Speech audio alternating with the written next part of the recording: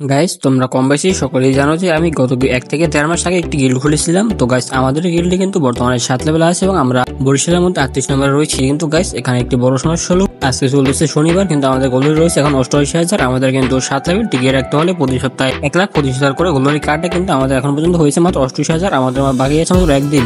তো গাইস, এরকম চলতে থাকলে আমাদের গিল্ডটি মনে হয় না বেশি দিন 7 লেভেল থাকবে। তো গাইস, এই জন্য আমার কিছু একটি প্লেয়ার দরকার, একদম এমার্জেন্সি। তো গাইস, তোমাদের মধ্যে যারা যারা আমার গিল্ডে আসতে চাও তারা অবশ্যই কমেন্ট করতে পারো। আমি আমার গিল্ডে একটি প্লেয়ার দরকার। এখানে লেভেল কালেকশন কোনো কিছু ম্যাটার করে না, তোমার জাস্ট একটি প্লেয়ার হলেই হবে। প্রতি সপ্তাহে তুমি 3 থেকে 4,000 গোল্ড করতে পারো, তাহলে তোমার জন্য এনাফ। আর কোনো রুল নেই গিল্ডে। তো গাইস, তোমাদের মধ্যে যারা যারা গিল্ডে আসতে চাও তারা অবশ্যই কমেন্ট করো। দিতেই পারছো গাইস, আমরা কিন্তু রিজনে 35 নম্বরে রয়েছি।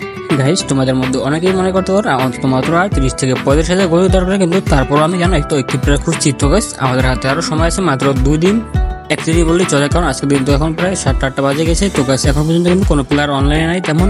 তো গাইস, আমার যেহেতু কোনো স্কোয়াড নেই, আমার কিন্তু গোল্ডারি বাড়াতে অনেকটাই প্রবলেম হয়। এই জন্য আমি বলতেছি যে একটি প্লেয়ার দরকার বা স্কোয়াড দরকার, তাহলে কিন্তু গোল্ডারি অনেক বেশি আপ হয়, যে কারণে আমাদের অনেকটাই সহজ হয়ে যায় গোল্ডারি আপ করা। তো গাইস, আমাদের প্রতি সপ্তাহে 1,25,000 মতো উঠে, কিন্তু গাইস এতে কোনো লাভ থাকে না আমাদের, কারণ আমাদের প্রতি সপ্তাহে 1,25,000 কাটে এবং 1,25,000 আমাদের উঠে। তো গাইস, আমাদের প্রতি সপ্তাহে স্কোরটা সমান থাকে।